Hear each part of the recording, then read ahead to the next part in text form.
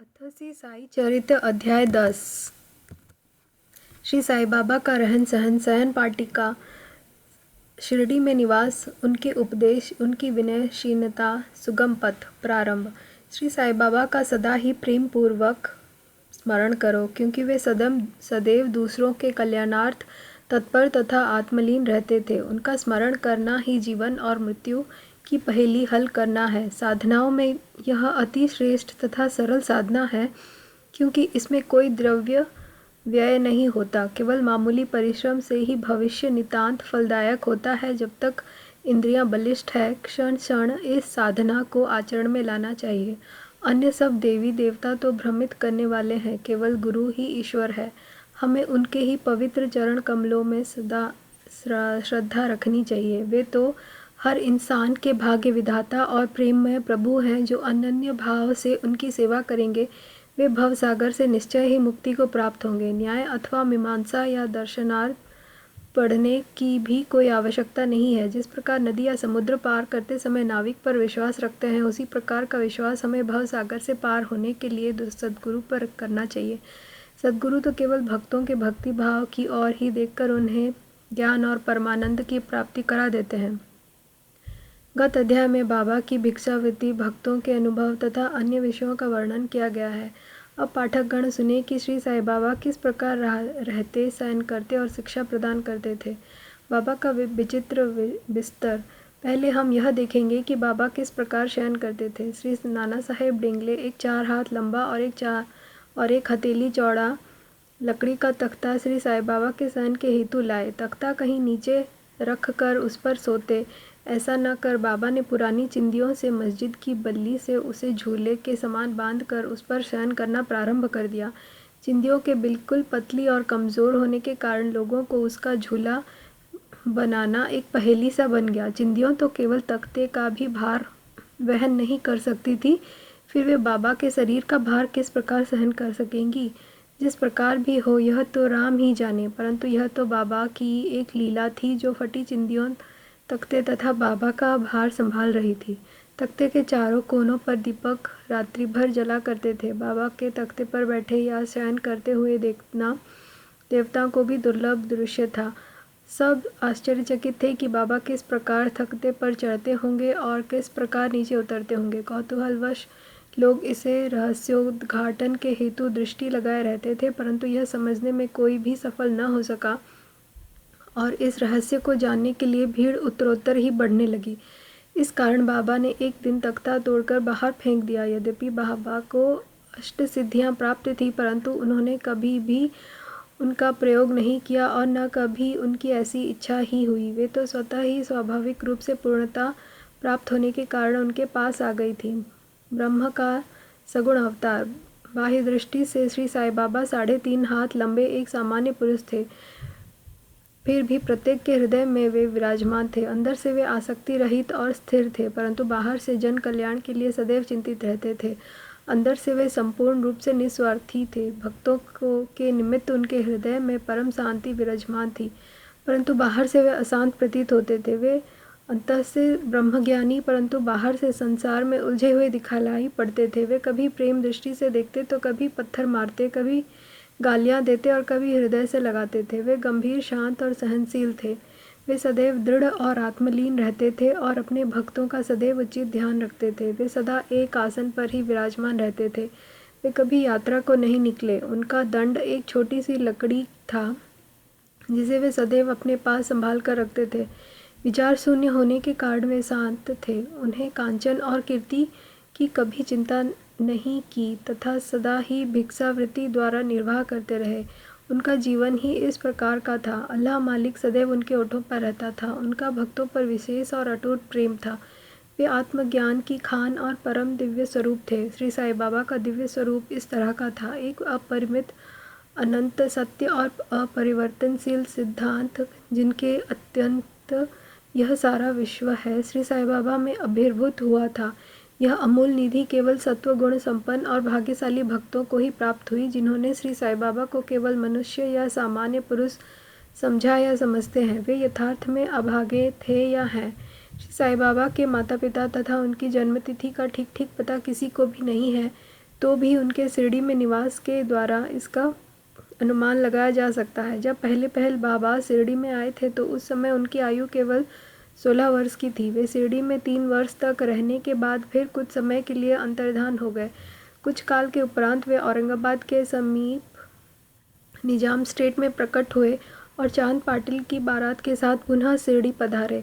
उस समय उनकी आयु 20 वर्ष की थी। उन्होंने लगातार 60 वर्षों तक शिरडी में निवास किया और सन 1918 में महासमाधि ग्रहण की। इन तथ्यों के आधार पर हम कह सकते हैं कि उनकी जन्म तिथि सन 1838 के लगभग थी। बाबा का ध्येय और उपदेश 17वीं शताब्दी 1608 से 1681 में संत रामदास प्रकट हुए और उन्होंने यवनों से गायों और ब्राह्मणों की रक्षा करने का कार्य पर्याप्त सीमा तक सफलतापूर्वक किया, परंतु 2 शताब्दियों के व्यतीत हो जाने के बाद हिंदू और मुसलमानों में वैमनस्य बढ़ गया और इसे दूर करने के लिए ही श्री साईं बाबा प्रकट हुए।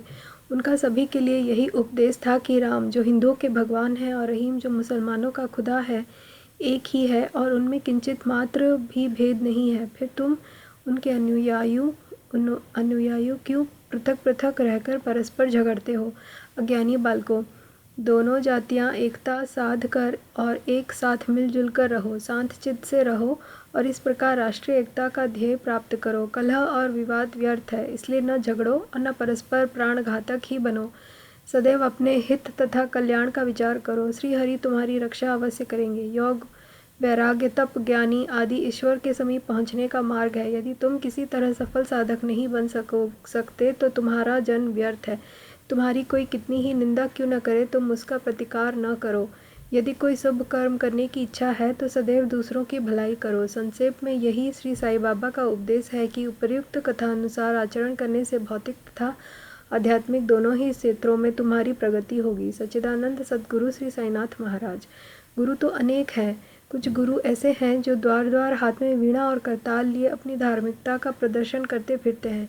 वे शिष्यों के कानों में मंत्र फूंकते और उनकी संपत्ति का शोषण करते हैं। वे ईश्वर भक्ति तथा धार्मिकता का केवल ढोंग ही रचते हैं। वे वस्तुतः अपवित्र और अधार्मिक होते हैं। श्री साईं बाबा ने धार्मिक निष्ठा प्रदर्शित करने का विचार भी कभी मन में नहीं किया। दैहिक बुद्धि उन्हें किंचित मात्र भी छू न गई थी, परंतु उनमें भक्तों के लिए असीम प्रेम था। गुरु 2 प्रकार के होते हैं, नियत और अनियत। अनियत गुरु के आदेशों से अपने में उत्तम गुणों का वास होता है तथा चित्त की शुद्धि होकर विवेक की वृद्धि होती है। वे भक्ति पथ पर लगा देते हैं, परंतु नियत गुरु के संगति मात्र से द्वैत बुद्धि का ह्रास शीघ्र हो जाता है। गुरु और भी अनेक प्रकार के होते हैं जो भिन्न भिन्न प्रकार की सांसारिक शिक्षाएं प्रदान करते हैं। यथार्थ में जो हमें आत्मस्थित बनाकर इस भवसागर से पार उतार दे वही सद्गुरु है। श्री साईं बाबा इसी कोटि के सद्गुरु थे। उनकी महानता अवर्णनीय है। जो भक्त बाबा के दर्शनार्थ आते उनके प्रश्न करने के पूर्व ही बाबा उनके समस्त जीवन की त्रिकालिक घटनाओं का पूरा विवरण कह देते थे। वे समस्त भूतों में ईश्वर दर्शन किया करते थे। मित्र और शत्रु उन्हें दोनों एक समान थे। वे निस्वार्थी तथा दृढ़ थे। भाग्य और दुर्भाग्य का उन पर कोई प्रभाव न था। वे कभी संशयग्रस्त नहीं हुए। देहधारी होकर भी उन्हें देह की किंचित मात्र आसक्ति न थी। देह तो उनके लिए केवल एक आवरण मात्र था। यथार्थ में तो वे नित्य मुक्त थे। वे शिरडीवासी धन्य हैं जिन्होंने श्री साईं बाबा की ईश्वर रूप में उपासना की। सोते जागते, खाते पीते, वाड़े या खेत तथा घर में अन्य कार्य करते हुए भी वे लोग सदैव उनका स्मरण तथा गुणगान करते थे। साईं बाबा के अतिरिक्त दूसरा कोई ईश्वर वे मानते ही न थे। शिरडी के नारियों के प्रेम की माधुरी का तो कहना ही क्या है। वे बिल्कुल भोली भाली थी। उनका पवित्र प्रेम उन्हें ग्रामीण भाषा में भजन रचने की सदैव प्रेरणा देता रहता था। यद्यपि वे शिक्षित न थी तो भी उनके सरल भजनों में वास्तविक काव्य की झलक थी। यह कोई विद्वता न थी, वरन उनका सच्चा प्रेम ही इस प्रकार की कविता का प्रेरक था। कविता तो सच्चे प्रेम का प्रकट स्वरूप है, जिसमें चतुर श्रोतागण ही यथार्थ दर्शन या रसिकता का अनुभव करते हैं। सर्वसाधारण को इन लौकिक गीतों की बड़ी आवश्यकता है। शायद भविष्य में बाबा की कृपा से कोई भाग्यशाली भक्त गीता संग्रह कार्य अपने हाथ में लेकर इन गीतों को साई लीला पत्रिका में या पुस्तक रूप में प्रकाशित करवा दे। बाबा की विनयशीलता। ऐसा कहते हैं कि भगवान में 6 प्रकार के विशेष गुण होते हैं, यथा कीर्ति, श्री, वैराग्य, ज्ञान, ऐश्वर्य और उदारता। श्री साईं बाबा में भी ये सर्वगुण विद्यमान थे। उन्होंने भक्तों की इच्छा पूर्ति के निमित्त ही सगुण अवतार धारण किया था। उनकी कृपा दया बड़ी ही विचित्र थी। वे भक्तों को स्वयं अपने पास आकर्षित करते थे, अन्यथा उन्हें कोई कैसे जान पाता। भक्तों के हेतु वे अपने श्रीमुख से ऐसे वचन कहते जिनका वर्णन करने का सरस्वती भी साहस न कर सकती। उनमें से यहाँ पर एक रोचक नमूना दिया जाता है। बाबा अति विनम्रता से इस प्रकार बोलते, दासानुदास मैं तुम्हारा ऋणी हूँ। तुम्हारे दर्शन मात्र से मुझे सांत्वना मिली। यह तुम्हारा मेरे ऊपर बड़ा उपकार है कि जो मुझे तुम्हारे चरणों का दर्शन प्राप्त हुआ। तुम्हारे दर्शन कर मैं अपने को धन्य समझता हूँ। कैसी विनम्रता है। यदि कोई यह सोचे कि यह वाक्यों को प्रकाशित करने से श्री साईं बाबा की महानता को आँच पहुँची है तो मैं इसके लिए क्षमा प्रार्थी हूँ और इसके प्रायश्चित स्वरूप मैं साईं नाम का कीर्तन तथा जप किया करता हूँ।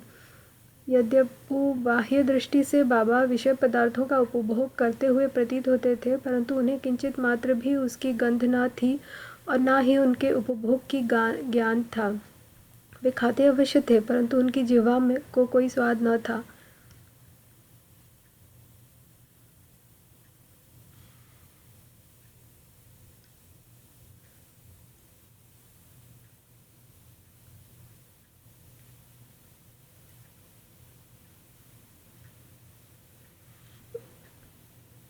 ना ही उनके वे खाते अवश्य थे, परंतु उनका जिह्वा को कोई स्वाद न था।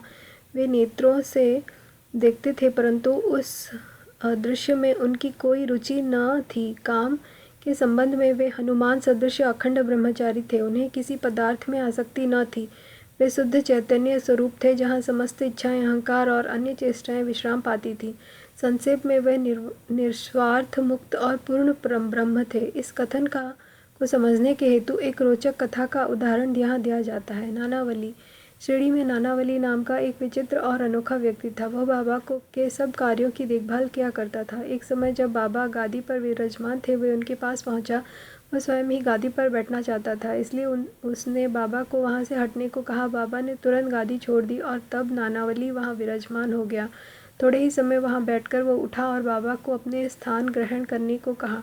बाबा पुनः आसन पर बैठ गए। यह देखकर नानावली उनके चरणों पर गिर पड़ा और भाग गया। इस प्रकार अनायास ही आज्ञा दिए जाने और वहां से उठाए जाने के कारण बाबा में किंचित मात्र भी अप्रसन्नता की झलक न थी। सुगम पथ संतों की कथाएं का श्रवण करना और उनका समागम, यद्यपि बाह्य दृष्टि से श्री साईं बाबा का आचरण सामान्य पुरुषों के सदृश ही था, परंतु उनके कार्यों से उनकी असाधारण बुद्धिमत्ता और चतुराई स्पष्ट ही प्रतीत होती थी। उनके समस्त कर्म भक्तों की भलाई के निमित्त ही होते थे। उन्होंने कभी भी अपने भक्तों को किसी आसन या प्राणायाम के नियमों अथवा किसी उपासना के आदेश कभी नहीं दिया और न कानों में कोई मंत्र ही फूंका। उनका तो सभी के लिए यही कहना था कि चातुर्य त्याग कर सदैव साईं साईं यही स्मरण करो। इस प्रकार आचरण करने से समस्त बंधन छूट जाएंगे और तुम्हें मुक्ति प्राप्त हो जाएगी। पंचमी तप, त्याग, स्मरण, अष्टांग योग आदि का साध्य होना केवल ब्राह्मणों को ही संभव है, अन्य वर्णों के लिए नहीं। मन का कार्य विचार करना है। बिना विचार किए वह एक क्षण भी नहीं रह सकता। यदि तुम उसे किसी विषय में लगा दोगे तो वह उसी का चिंतन करने लगेगा, और यदि उसे गुरु के को अर्पण कर दोगे तो वह गुरु के संबंध में ही चिंतित करता रहेगा। आप लोग बहुत ध्यानपूर्वक साईं की महानता और श्रेष्ठता श्रवण कर ही चुके हो। यह स्वाभाविक स्मरण और पूजन ही साईं का कीर्तन है। संतों की कथा का स्मरण उतना कठिन नहीं जितना कि अन्य साधनाओं का, जिनका वर्णन ऊपर किया जा चुका है। ये कथाएं सांसारिक भय को निर्मूल कर आध्यात्मिक पथ पर आरूढ़ करती है। इसलिए इन कथाओं का हमेशा श्रवण और मनन करो तथा आचरण में भी लाओ। यदि इन्हें कार्यान्वित किया गया तो न केवल ब्राह्मण वर्ण, स्त्रियां और अन्य दलित जातियां भी शुद्ध और पावन हो जाएंगी। सांसारिक कार्यों में लगे रहने पर भी अपना चित्त साईं और उनकी कथाओं में लगाए रहो, तब तो यह निश्चित है कि वह कृपा अवश्य करेंगे। यह मार्ग अति सरल होने पर भी क्या कारण है कि सब कोई इसका अवलंबन नहीं करते? कारण केवल यह है कि इस कृपा के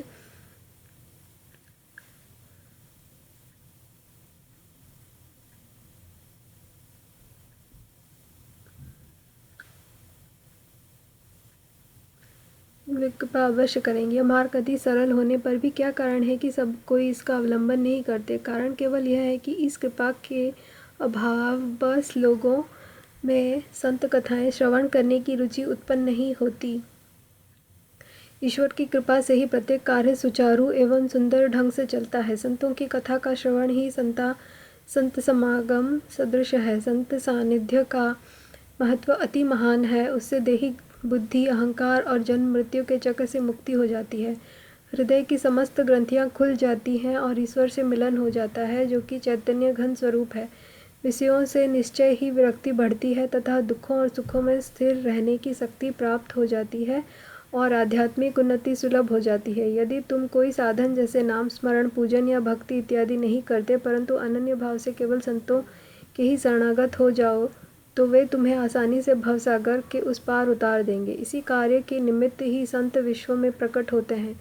पवित्र नदियाँ गंगा, यमुना, गोदावरी, कृष्ण को कावेरी आदि जो संसार के समस्त पापों को धो देती है, वे भी सदैव इच्छा करती है कि कोई महात्मा अपने चरण स्पर्श से हमें पावन करे। ऐसा संतों का प्रभाव है। गत जन्मों के शुभ कर्मों के फलस्वरूप ही श्री साई चरणों की प्राप्ति संभव है।